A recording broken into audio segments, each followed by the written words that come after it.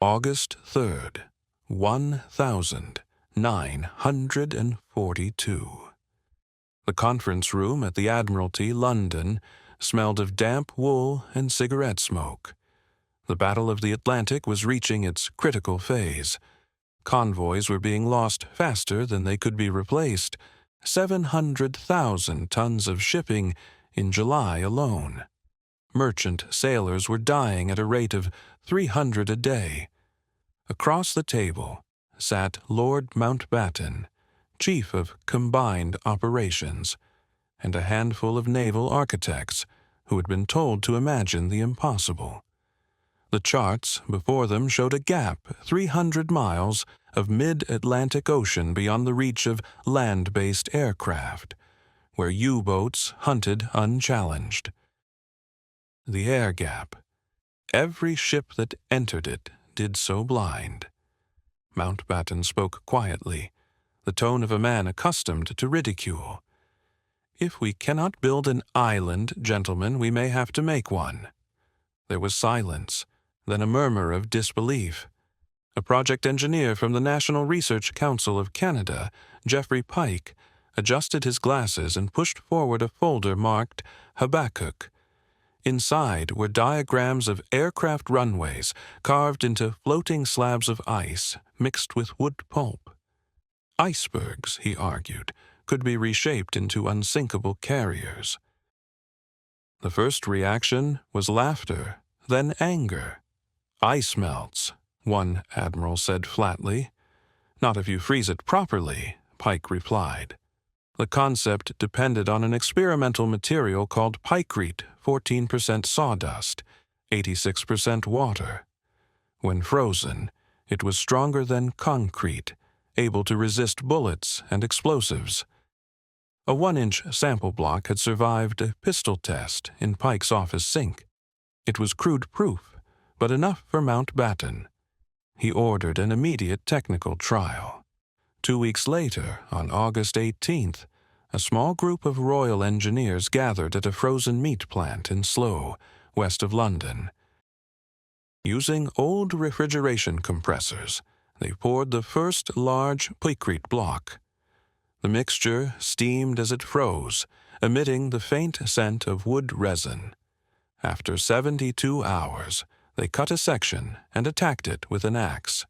The blade bounced off.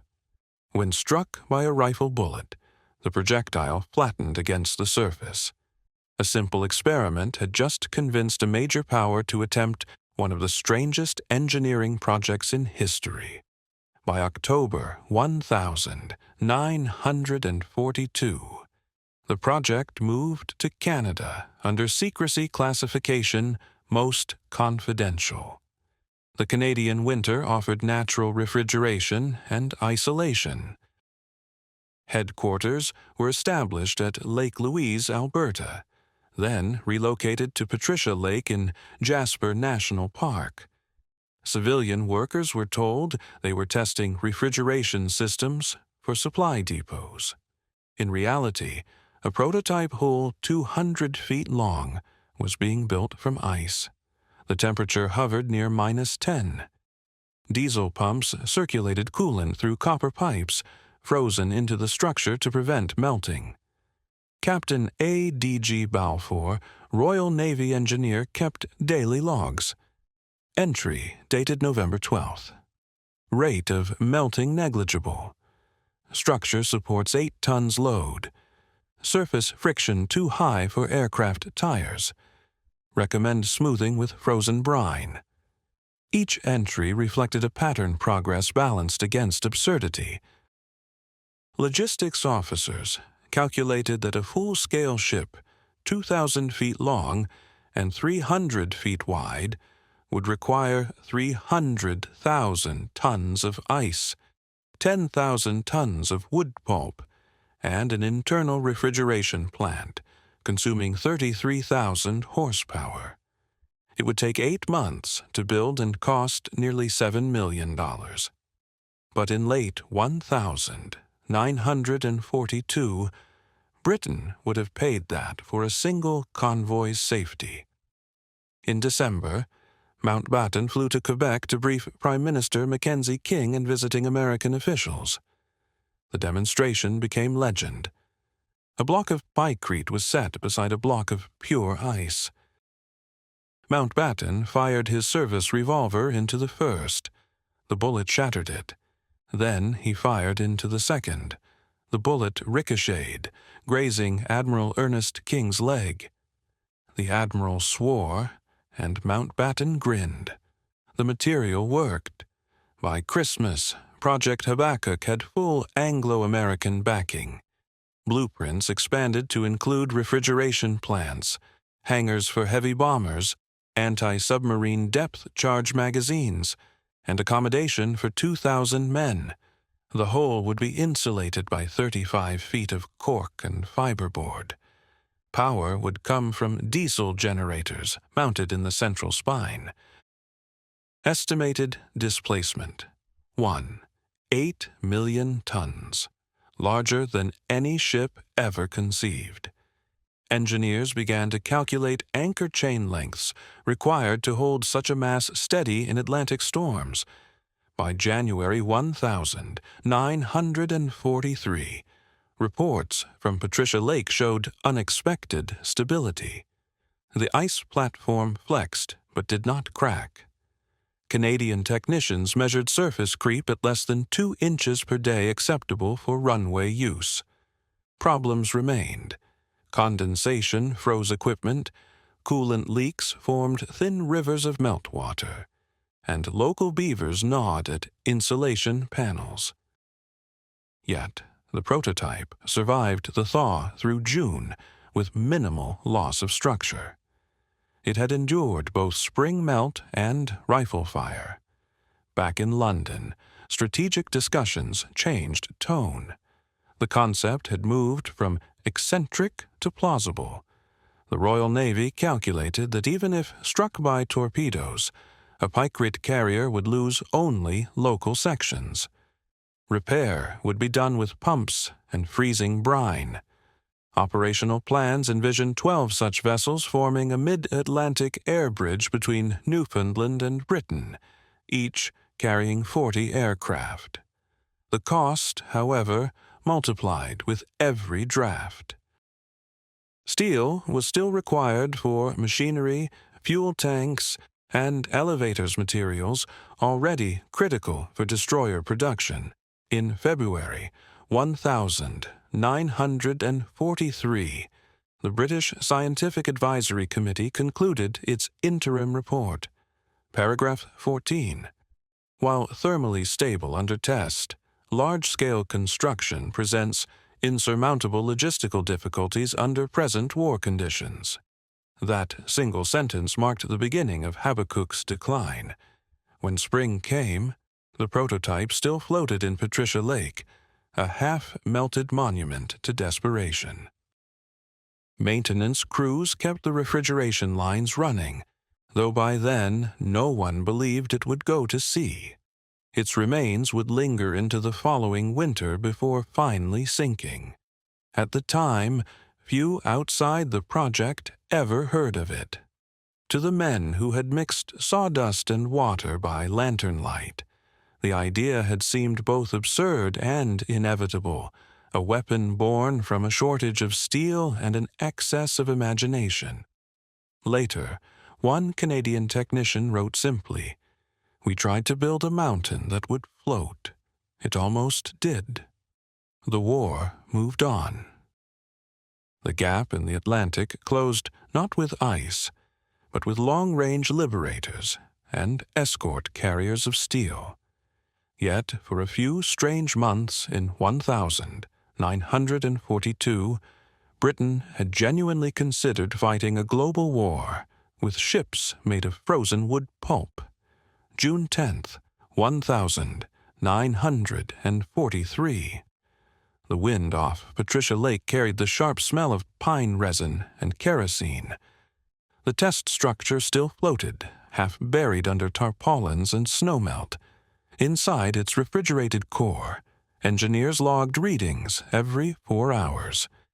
Internal temperature, -6. Surface, -1. it was holding.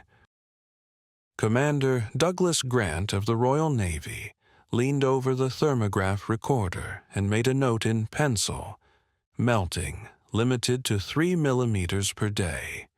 For a vessel made of ice, that was a success.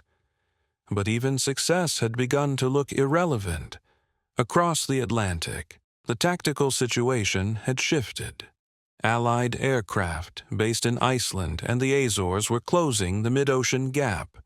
New escort carriers, converted from merchant hulls, could now accompany convoys the entire way. The very problem Habakkuk had been built to solve was slowly disappearing. Yet, bureaucracies rarely stopped a project simply because it had become obsolete. Orders still flowed from London, and the Canadians still obeyed.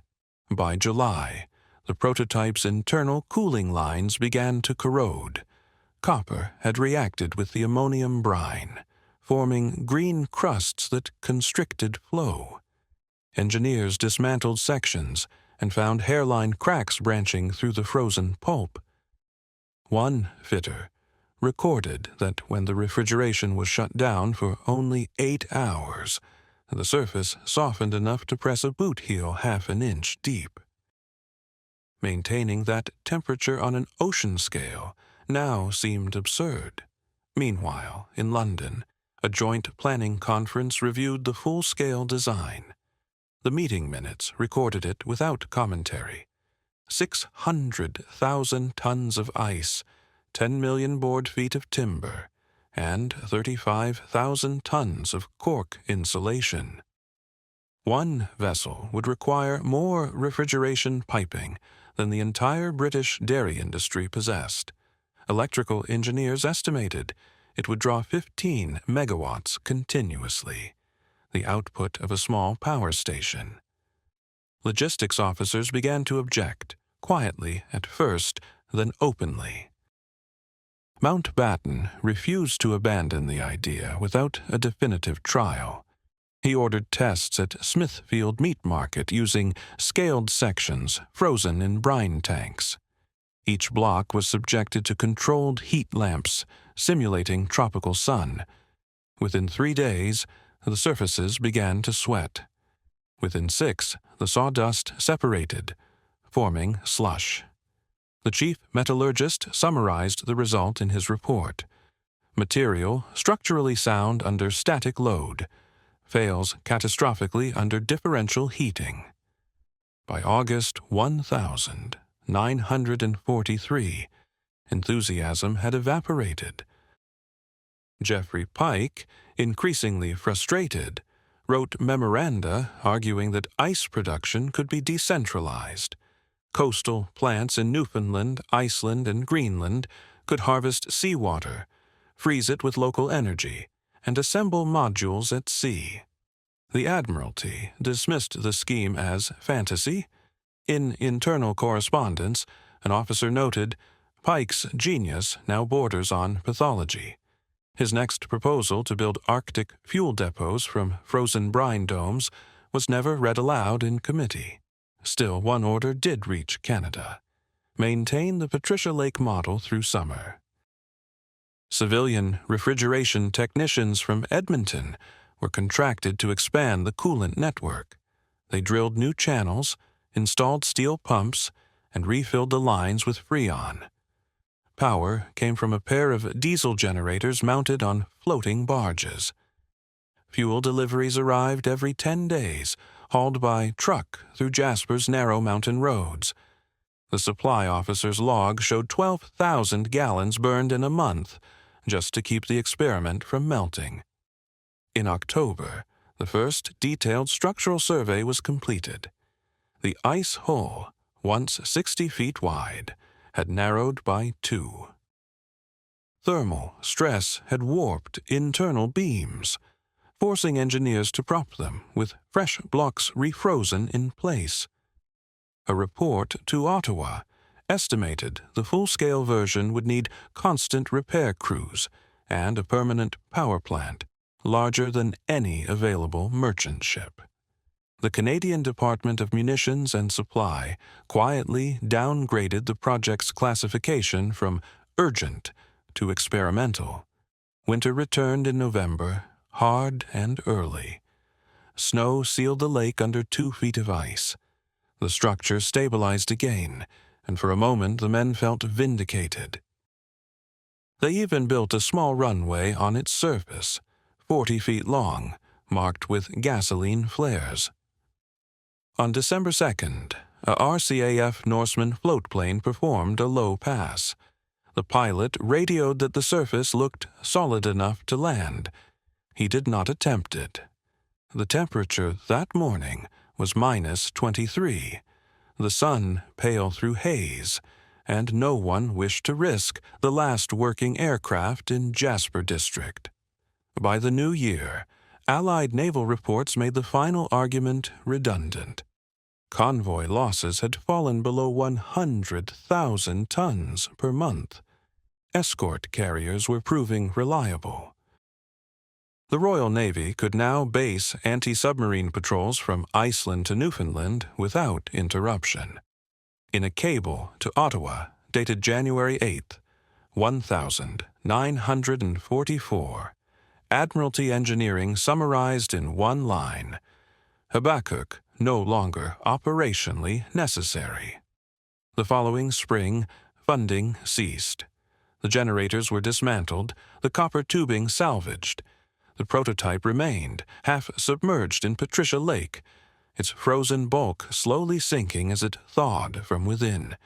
Locals skated over it until the ice gave way in 1946, leaving only a dark outline beneath the water. When British officers visited Canada that summer, they found the site already reclaimed by forest. Only a few rusted pipes protruded from the lake bed. Commander Grant wrote in his final entry, "The ice endured longer than the idea." Decades later, divers would find fragments of the cooling coils still intact, green with corrosion, resting in 12 feet of cold water. The war had ended, the Atlantic secure, and the concept forgotten except by engineers who remembered the smell of sawdust freezing in the dark. March 2nd, 1944, Ottawa, Canada. The file, stamped Project Habakkuk Classified, lay on the polished desk of Dr. C.J. Mackenzie, head of the National Research Council. He read the covering letter from London twice before placing it back in its envelope. The Admiralty had thanked the Canadians for their cooperation and formally terminated all work, effective immediately. There would be no further allocation of funds or materials. Attached was a single sentence that closed the matter. All experimental structures may be dismantled or allowed to melt naturally. After nearly 18 months, the most audacious engineering concept of the war ended with a line of bureaucratic prose. At Patricia Lake, the technicians received the order with little emotion.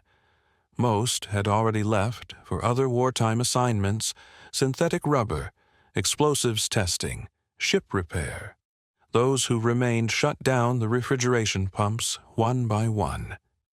As the motors went silent, a dull creak passed through the structure, like timber settling after a storm. The temperature inside rose slowly over the next days. Thin rivulets began to run down the bulkheads, carrying flecks of sawdust that glowed gold in the dim light. No one spoke. They simply packed the instruments into wooden crates and left. By April, the surface of the lake was free of snow. The Pikecrete mass, now mottled and gray, floated lower each week. Birds perched on its edge. Meltwater formed shallow pools across the top, reflecting the black spruce along the shoreline. When the sun broke through, the air filled with the faint smell of wet wood. A park ranger who had assisted the team recorded in his logbook, the thing dies like an animal, piece by piece. In London, Mountbatten had already turned his attention to amphibious assault planning for Operation Overlord. The small Habakkuk liaison office within Combined Operations was closed. Geoffrey Pike received no further official correspondence. His later proposals for snowmobile supply chains across Norway were quietly shelved. The eccentric genius who had once persuaded admirals to build ships of ice now found himself without a project. His health deteriorated, and his reputation faded with the melting prototype. Still, traces of Habakkuk lingered through the bureaucracy. Engineers from the Admiralty Research Establishment studied the cooling system designs, noting their potential use in Arctic fuel depots. Reports circulated describing Pickrate's remarkable compressive strength. Civilian industries later adapted similar wood pulp composites for insulation and temporary roadways. The strange experiment had not been entirely wasted. That spring, American naval officers visiting Britain reviewed the final Habakkuk documentation. The U.S. Navy Bureau of Ships found the idea ingenious but impractical. Yet one remark in their summary echoed through post-war research. Thermally stabilized structural materials may prove of value in future polar operations. The concept of floating infrastructure had taken root, even if its wartime origin was absurd. By June 1944, Allied convoys sailed with air cover the entire length of the Atlantic. Long-range B-24 Liberators patrolled the former Black Pit. Escort carriers operated in rotation between Newfoundland and Northern Ireland. The sea lanes that had once demanded ice carriers were now safe. To the few who still remembered Habakkuk, the contrast was painful. The problem that had justified so much labor had vanished, leaving only data tables and waterlogged blueprints. In Jasper that summer, tourists returned to the national park. Some noticed a dark shape under the lake surface and assumed it was a fallen tree. Others were told it was part of a wartime experiment and laughed. The park warden instructed his men to mark the area with buoys to prevent swimmers from venturing too close. The structure was breaking apart unpredictably. On warm afternoons, large sections detached and drifted to shore, leaving piles of damp sawdust among the reeds. The last surviving photograph of the prototype was taken in August 1944 by a local photographer using a borrowed Army camera. It shows two boys standing in a rowboat, poking at a mound of gray ice with a pole. Behind them, the mountains are reflected in the calm water. There is no sign that this melting mass had once been classified as a strategic weapon. In September, the refrigeration pipes sank to the bottom, followed by the steel pump housing and generator frames. When winter returned, the lake froze over again, concealing everything beneath a uniform white sheet. To the untrained eye, nothing distinguished that patch of ice from the rest of the surface. The project had vanished as quietly as it had begun. Years later, when officials reviewed wartime records for declassification, one archivist wrote a brief note in the margin of Habakkuk's final file. An idea ahead of its practicality, not of its time. It was the only epitaph the frozen carrier ever received. February 1945. London. The war in Europe was nearing its end, but in a cold office of the Admiralty Technical Department, a small team was still compiling after-action analyses of abandoned projects. Among them, Project Habakkuk occupied a single, thin folder. Commander Richard Forrest, a naval architect reassigned from escort carrier design, opened it out of curiosity. Inside were thermodynamic charts, temperature logs from Patricia Lake, and a faded photograph of the prototype taken the previous summer. Across the image, someone had written in pencil, "She never melted fast enough to fail, nor strong enough to succeed." Forrest underlined the line and closed the file. At that time, Britain's engineering attention had shifted entirely toward conventional production, steel hulls, landing craft, and radar systems. The eccentric creativity that had defined 1,942 was gone, replaced by standardized efficiency. Yet, as Forrest drafted his closing report, he recognized that the logic behind Habakkuk, turning natural materials into industrial assets, had anticipated a future that war no longer required. He wrote, "The technical conclusions may inform future Arctic infrastructure. The human conclusions remind us that desperation breeds invention." In Canada, spring came early. Patricia Lake thawed quickly under strong sun, and by April, nothing remained of the prototype but fragments of tubing embedded in the mud. Local fishermen found rusted bolts near the shore, souvenirs of a secret that no longer mattered. When asked by park officials about the structure, most residents simply called it the ice ship and spoke of it as a curiosity. No sign indicated the site, and within 2 years even, the mooring stakes were removed. The forest reclaimed the shore, covering all trace of the experiment. Meanwhile, the scientists who had worked on Habakkuk dispersed into post-war research. Dr. C.J. Mackenzie returned to civilian engineering projects, focusing on hydroelectric development in northern Canada. Lieutenant Commander Grant accepted a posting at Portsmouth and later contributed to Arctic survey missions, quietly applying lessons learned from the failed carrier. Geoffrey Pike, the originator, did not recover. Marginalized and increasingly isolated, he continued to write proposals on unconventional warfare logistics, snow roads, floating depots, and modular habitats. Few were read. In 1948, he took his own life in a London hotel, leaving behind a notebook filled with mathematical notes and a single line, "Ideas are perishable when stored in fear." Years later, former engineers remembered him differently.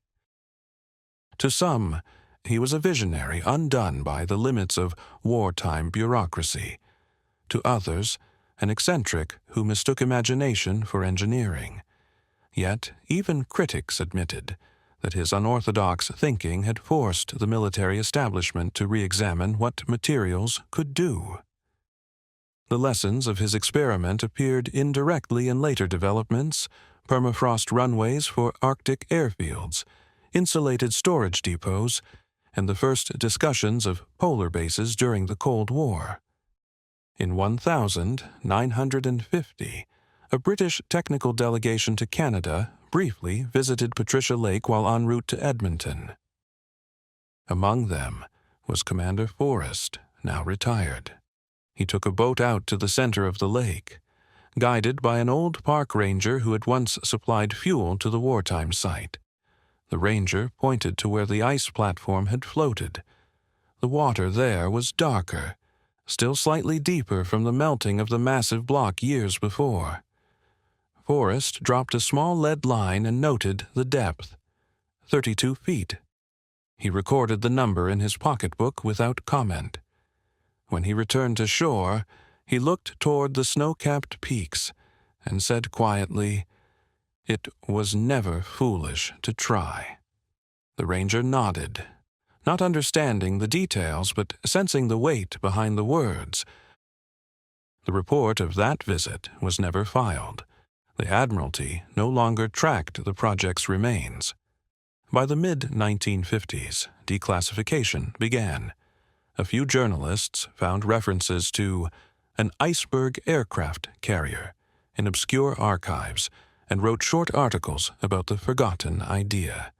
Readers laughed at the notion of battleships made of ice, unaware of how close it had once come to reality. Scientists recognized fragments of serious research hidden behind the absurdity. Thermodynamic tables, stress analyses, and early composite studies were still valid. Some of that data later appeared, without attribution, in civil engineering journals on cryogenic storage. When the Cold War intensified, American and Canadian planners revisited the concept under different names: floating radar stations, Arctic supply platforms, iceborne runways. None advanced beyond paper. The principle remained sound, but the logistical demands proved eternal. Power, refrigeration, and maintenance costs always outweighed advantage. The new age of aviation and nuclear submarines rendered floating ice fortresses irrelevant. In the end, the legacy of Habakkuk existed only in stories told quietly among engineers who valued ambition over outcome. They spoke of a time when nations had been willing to test anything if it might save a convoy, a time when imagination itself was considered a form of defense, and when, for one strange winter, men truly believed they could carve a ship from ice and make it sail. March 1958. Patricia Lake lay silent under a crust of late snow. Two divers from the University of Alberta walked across the frozen surface, dragging a sled of gear. They had come to test new underwater breathing equipment, not to search for history. But when they broke through the ice and descended 15 feet, their lamps caught something unexpected: metal tubing running through the silt, perfectly straight and green with corrosion. It stretched deeper, disappearing into darkness. They surfaced, confused. The following week, a government hydrologist confirmed the find as remnants of the wartime prototype. The report drew no headlines. It was filed under miscellaneous artifacts, non-hazardous. In London, the Admiralty's archives were being consolidated for transfer to the new Ministry of Defense. Among thousands of files slated for destruction, one clerk noticed the faded blue folder labeled Habakkuk. Regulations required that obsolete projects older than 15 years be reviewed for disposal. The reviewing officer read a few pages, smiled faintly at the drawings of ice ships, and marked the cover, "To be retained for historical interest." The file was boxed, shipped to Kew, and forgotten again. That same year, the Royal Navy began work on nuclear-powered submarines. The contrast could not have been sharper. 2 decades earlier, they had dreamed of ships made from frozen pulp. Now they were building vessels that could remain submerged for months. In the new technological order, Habakkuk seemed not merely obsolete, but prehistoric. Yet some of its engineers, now senior figures, carried quiet respect for what it had represented: the courage to experiment when failure meant ridicule, not defeat. Across the Atlantic, American scientists studying polar logistics stumbled upon the old Canadian data. They found the original stress reports valuable for planning ice stations in the Arctic Ocean. The numbers describing pyrete's thermal behavior matched their own field observations. One researcher wrote, "The British material behaved precisely as predicted by our modern models. They were 50 years too early, not wrong." Copies of the data circulated among civil engineers building ice roads and temporary airfields in Alaska. Few knew the name of the man who had proposed it. In Jasper, the locals had turned the legend into a story for tourists. Guides at the Park Lodge told visitors about Churchill's ice carrier, embellishing freely. Some said it was large enough to land bombers. Others claimed it sank with its crew still aboard. No one bothered to correct them. The truth was simpler and stranger, a quiet experiment abandoned in secrecy, its remains left to rot in a mountain lake. By the early 1960s, a new generation of scientists began to reference the project in academic papers on composite materials. The data appeared in appendices and footnotes, cited as British wartime research on frozen cellulose. It became a curiosity in engineering circles, occasionally mentioned in lectures about unconventional thinking. For many, it stood as an example of how imagination could exceed practicality, yet still push the boundaries of what was possible. In 1970, an elderly Mountbatten, now Admiral of the Fleet, mentioned Habakkuk during a television interview. When asked about wartime innovation, he smiled and said, "We once tried to build an aircraft carrier out of ice. It nearly worked." The interviewer laughed, thinking it a joke. Mountbatten did not elaborate. The brief remark reignited interest for a moment, and newspapers published small articles under the headline, "Britain's Ice Ship That Never Was."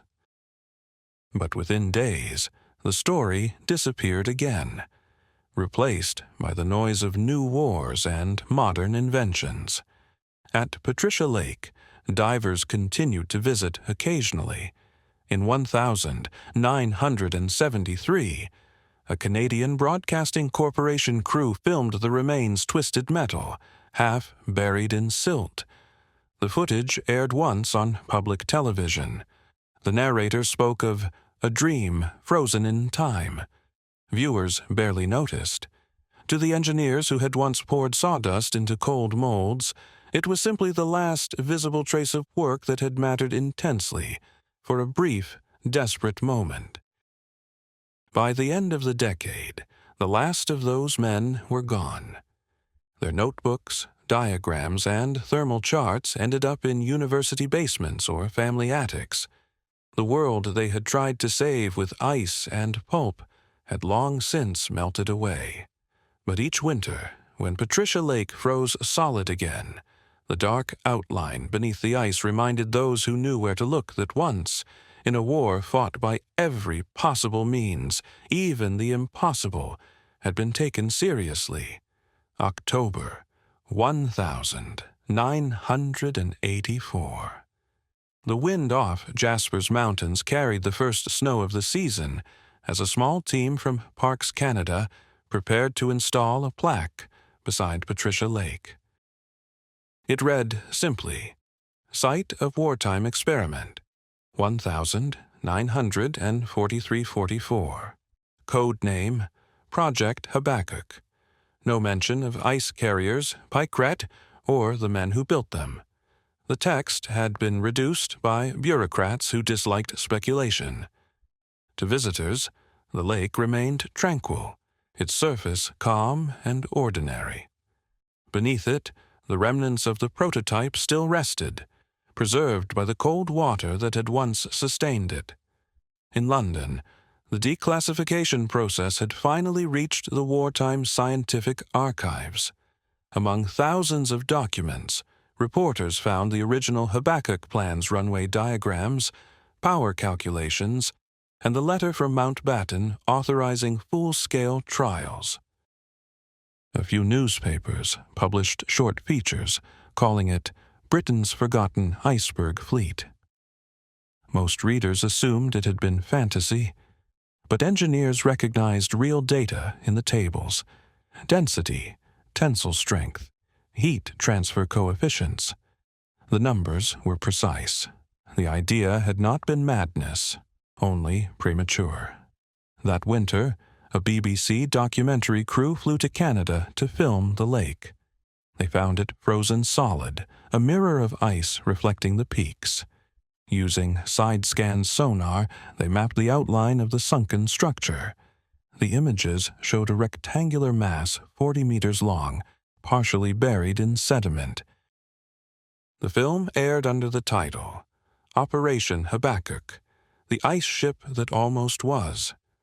The broadcast revived temporary interest. Letters arrived from surviving technicians, now old men, who recalled long nights of pouring sawdust into moles by lantern light. One, William Keating, wrote, "We believed we were building something that could save ships. It didn't matter that it melted. For a few months, it kept hope alive." In Canada, researchers began to study pykrete again for use in temporary Arctic roads and runway reinforcement. Samples were produced in controlled conditions, using modern refrigeration and instrumentation unavailable in 1943. The results confirmed Pike's claims.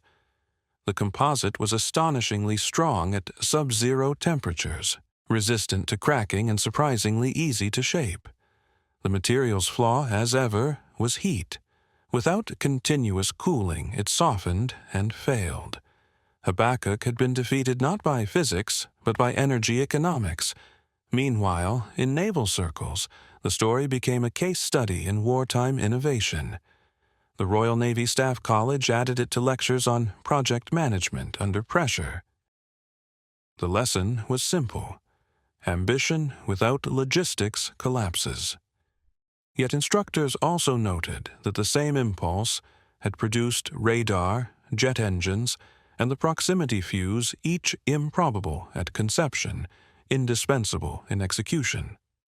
Habakkuk was grouped with them as a noble failure, a reminder that invention often begins in absurdity. By the 1990s, tourism at Jasper increased. The plaque weathered to a dull gray. Visitors took photographs without understanding the significance. The local guidebooks mentioned the world's strangest ship, though few sought the details. Divers still descended in summer, finding the same corroded pipes and cables, the lake's cold water preserving them decade after decade. Each year, they measured a little less visible structure, the rest lost beneath sediment and algae. In 1993, an academic conference in Ottawa on cold regions engineering presented a paper titled Lessons from Project Habakkuk, Composite Ice Structures in Historical Perspective. It compared wartime data to modern cryogenic materials and concluded that the project had anticipated later developments in floating ice platforms used for Arctic drilling. The paper closed with a quote from Pike's early memorandum. "The enemy is not water nor cold, but the limits of imagination." As the century ended, the few who remembered the experiment saw it differently. To some, it symbolized futility. To others, resilience. It had been conceived at a moment when Britain faced starvation from the sea, when the line between survival and collapse was measured in ships per month.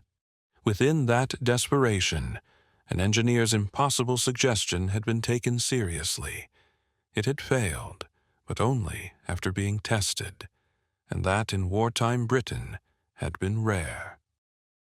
By the final years of the 20th century, Patricia Lake had become a stop on local history tours. Guides pointed to the plaque, told a brief story, and moved on.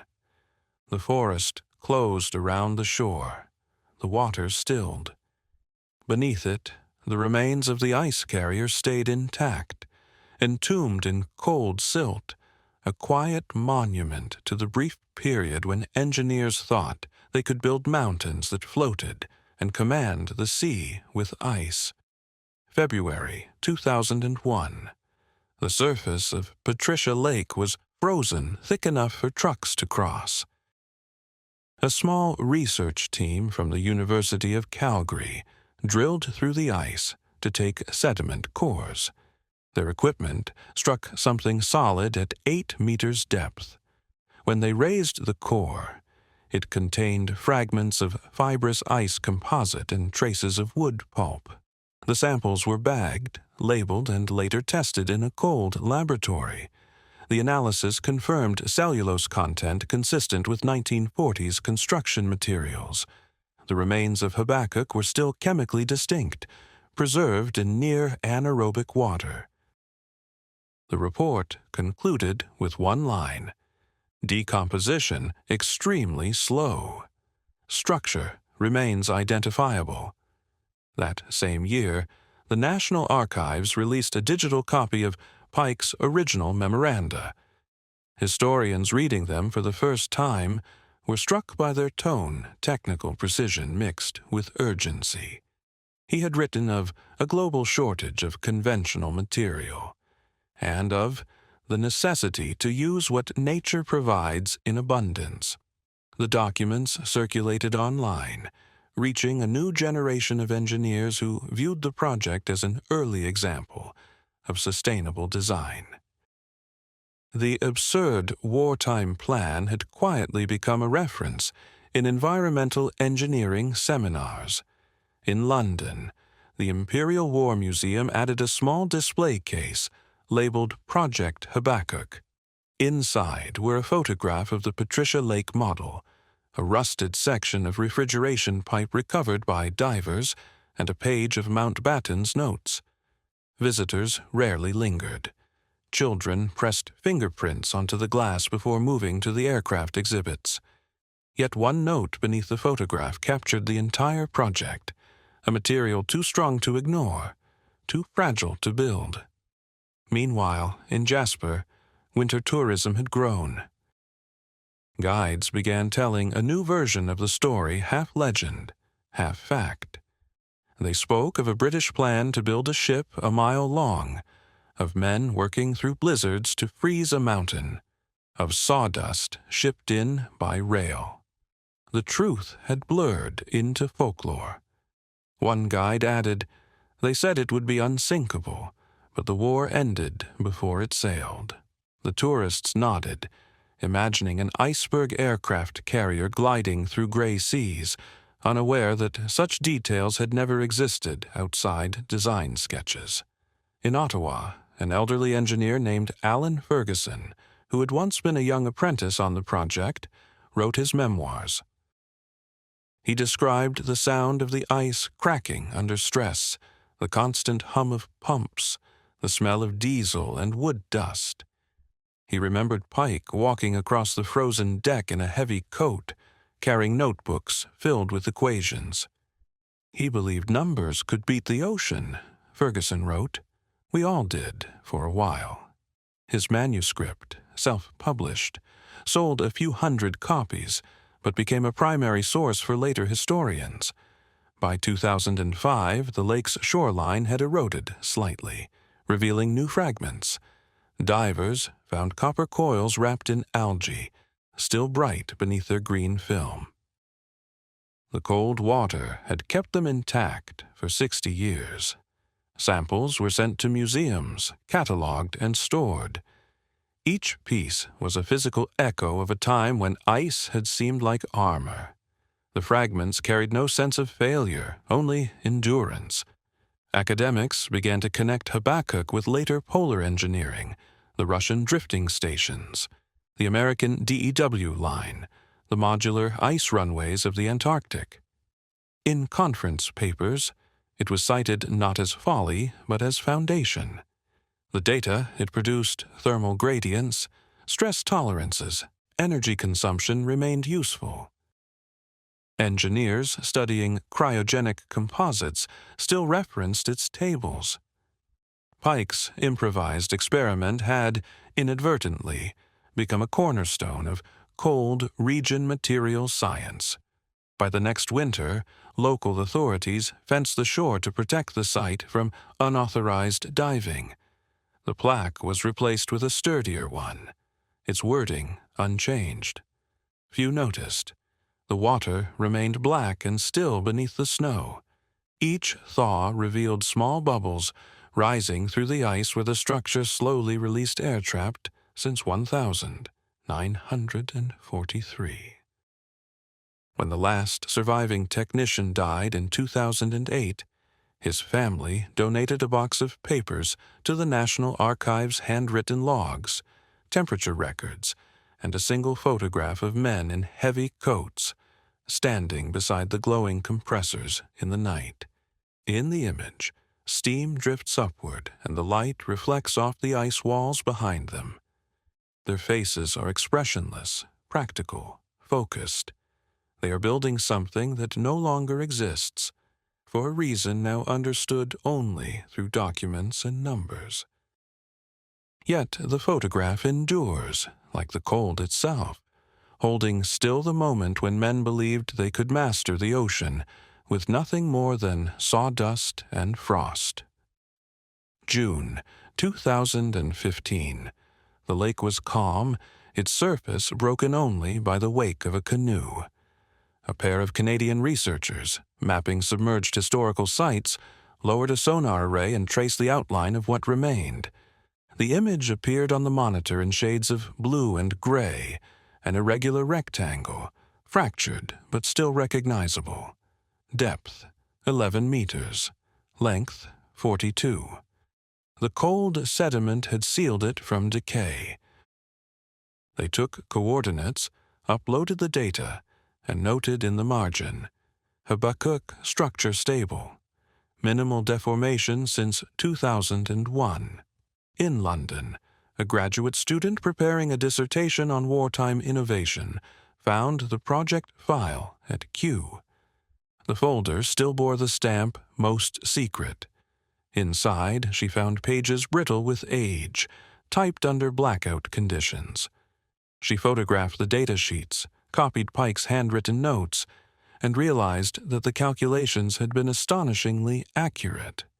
The predicted rate of melt at -2 degrees Celsius matched modern modeling within 5%. Her paper argued that Habakkuk had been a precursor to modern cryogenic engineering, not a failure, but a misapplied success. That same summer, the Royal Institution hosted a lecture on improbable wartime science. Slides showed radar, jet engines, the bouncing bomb, and finally, a photograph of the Pikecrete block on Mountbatten's desk.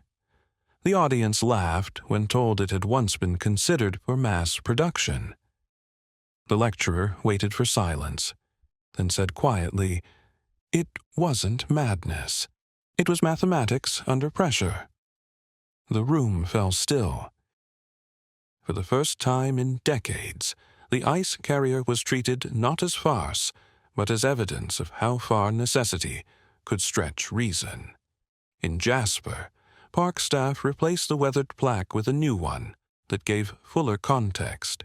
It now read, "Here, in 1943, Allied scientists built a floating structure of ice and wood pulp intended as an unsinkable aircraft carrier. It was never completed, but its remains lie preserved beneath this lake. Tourists took photographs, posted them online, and for a few weeks the story resurfaced across news sites. Headlines repeated the same phrase, "The ship made of ice." Archaeologists later visited to confirm the sonar data. Using remotely operated cameras, they filmed the interior of the wreck. The images revealed the lattice of wooden braces, the corroded pipes, and frozen pockets still intact beneath layers of silt.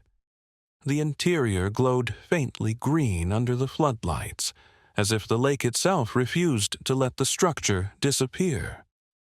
When the footage was released, viewers compared it to a submerged cathedral. The scientists described it more simply, a fragment of engineering preserved by its own failure. Meanwhile, the British archives published new correspondence between Mountbatten and Churchill. One cable, dated December 1942, contained a single instruction: consult scientists without prejudice. The war will not be won by skepticism. The phrase circulated online, quoted in articles about wartime research. It became, unintentionally, the epitaph for Habakkuk, a reminder that its origin had been an act of faith in science, not folly. That autumn, the University of Alberta curated a small exhibition titled Frozen Vision, Project Habakkuk and Canada's Role in Wartime Innovation. Visitors saw fragments of the refrigeration piping recovered from the lake, sections of the copper coil, and the Norseman flight log noting the December 1943 test pass. The display drew modest crowds, mostly students and local historians. A short documentary played on a loop, showing men in parkas welding at night, steam rising into the Arctic air. Their faces were lit by flood lamps, eyes squinting against the glare of cold light. At the closing of the exhibition, a veteran naval engineer addressed the audience. He spoke softly, describing the pressures of those years, the convoys, the losses, the exhaustion. "We were told to find any idea that might keep a ship alive one more day," he said. "When you live under that order, ice becomes steel and sawdust becomes armor." He paused, then added, "It didn't matter that it melted. What mattered was that someone believed it might not." When the audience left, the lake outside the town was beginning to freeze again.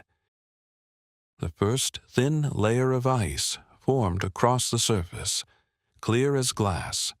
Beneath it, invisible but unbroken, the remnants of the frozen carrier waited through another winter, still holding the shape of a nation's brief conviction that even water, properly engineered, could be turned into a weapon strong enough to hold back the sea. February 2020. The morning temperature at Jasper dropped to -22, the lake sealed under a sheet of ice thick enough to bear the weight of snowmobiles. A group of environmental scientists drilled test holes to measure oxygen levels in the water below. One of them, an engineer aware of the site's history, lowered a small camera into the borehole. The feed showed the same silt-covered beams resting undisturbed, faint outlines softened by decades. He watched in silence before pulling the probe back up. "It's still there," he said quietly, and recorded the coordinates for the park archives. In London, researchers at Imperial College published a paper referencing the original Habakkuk data. They compared wartime bikecrete to modern biocomposite materials designed for polar architecture. The conclusion echoed a familiar line. The concept had been scientifically valid, but logistically impossible for its time. With renewable energy and refrigeration advances, a similar structure could now be sustained indefinitely. The authors cited the 1,943 temperature logs as the earliest reliable dataset on large-scale frozen composites. The old experiment, long dismissed as eccentric, had become a historical cornerstone of modern cold engineering theory. Across the Atlantic, a documentary film crew arrived at Patricia Lake to capture underwater footage for a program on forgotten inventions. They used a drone and a tethered camera, threading it through a natural fissure in the ice. The images revealed the same green glow, algae drifting like smoke over rusted coils. The narrator's voice, recorded later, said only, "Time has preserved what men abandoned. The ice remembers." When the film aired that winter, the story reached millions for the first time. The response was quiet fascination, not ridicule. Teachers requested copies for lessons about scientific imagination in wartime. By spring, visitors to Jasper doubled. Tourists stood by the new interpretive board, describing the structure's exact dimensions and purpose. Local guides began to include it in daily routes, explaining how desperate need had turned to invention.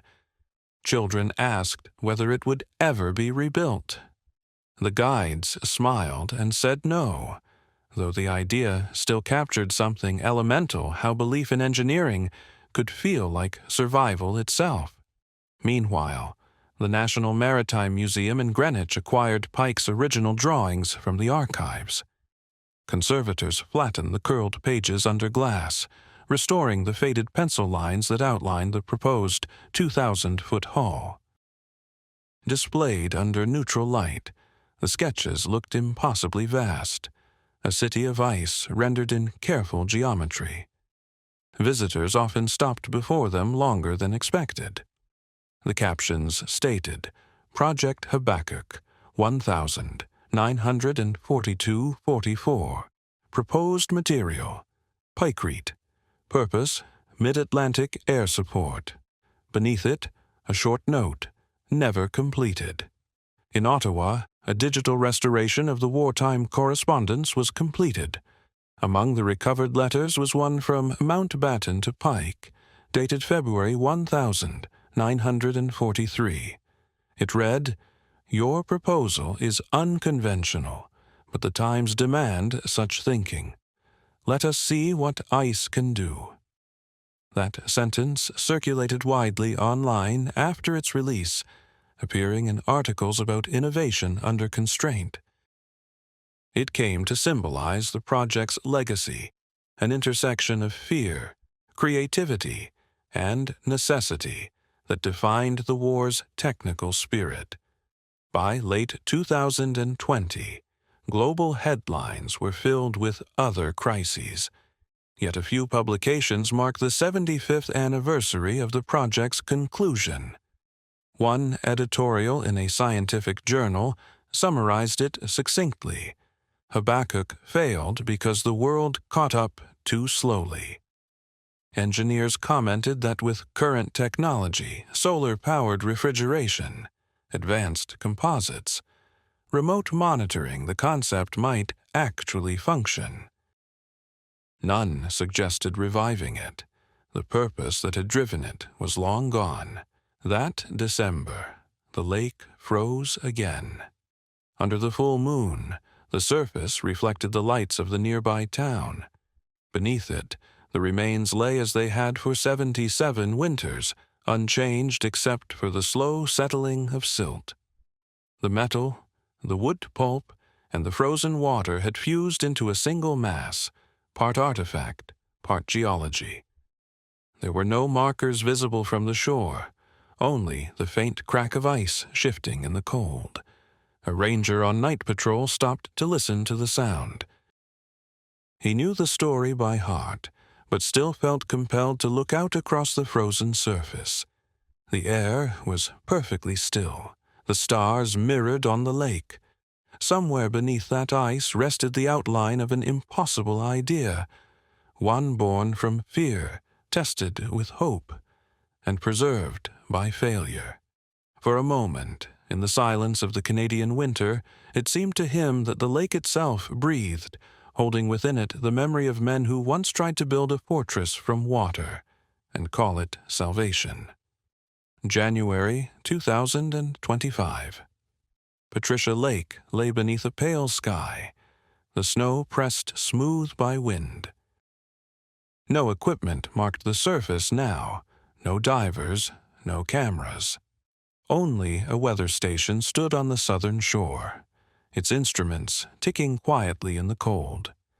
Inside a nearby cabin, a young historian reviewed a scanned copy of Pike's final memorandum. She read the line written in his careful hand. When the world is out of steel, it will remember that water, too, can be strong. She paused, then underlined it in her notes. The sentence felt less like a boast than a farewell. That winter, an article in a scientific journal revisited the project using declassified naval files. It described the logistics in precise figures too: 3 million cubic feet of ice, 12 miles of refrigeration coils, 85 generators, 300 engineers. The data had the same authority it once carried in wartime briefings, but the conclusion was gentler. The authors called it a work of transitional science, born between the limits of imagination and the boundaries of material supply. In professional circles, Habakkuk was no longer a curiosity. It had become a case study in how pressure could transform the possible. In Ottawa, curators prepared a permanent exhibit titled War in the North. Among aircraft parts and convoy charts, they displayed a recovered section of the original copper cooling pipe. The metal had darkened to the color of old leaves.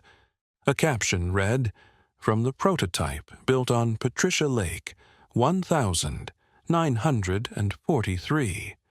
The pipe once carried refrigerant to keep ice from melting. Visitors leaned close to see their reflections in its dull surface. Children asked if the ship had ever floated in the ocean. The guide answered honestly, no.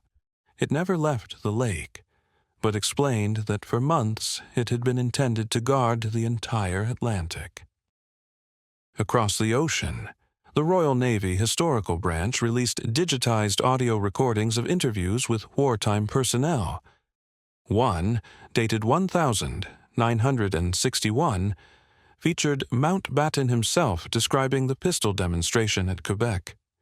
His voice carried faint amusement. When the bullet bounced and hit Admiral King's leg, he swore so loudly that everyone believed the experiment a success, he said. "In that moment, I think we all decided the idea must be brilliant." The laughter in the background faded into silence as he added, "We were all a little mad that year, but the seas left us no choice." In Jasper, the town council debated whether to renew maintenance on the lakeside plaque. Some argued that the story belonged to history, others that it reminded visitors of what ingenuity once looked like. They voted to keep it. When the new sign arrived, it bore a single added line: "The remains rest beneath these waters, preserved by the cold they were meant to command." The phrase came from a local teacher who had written about the project for her students.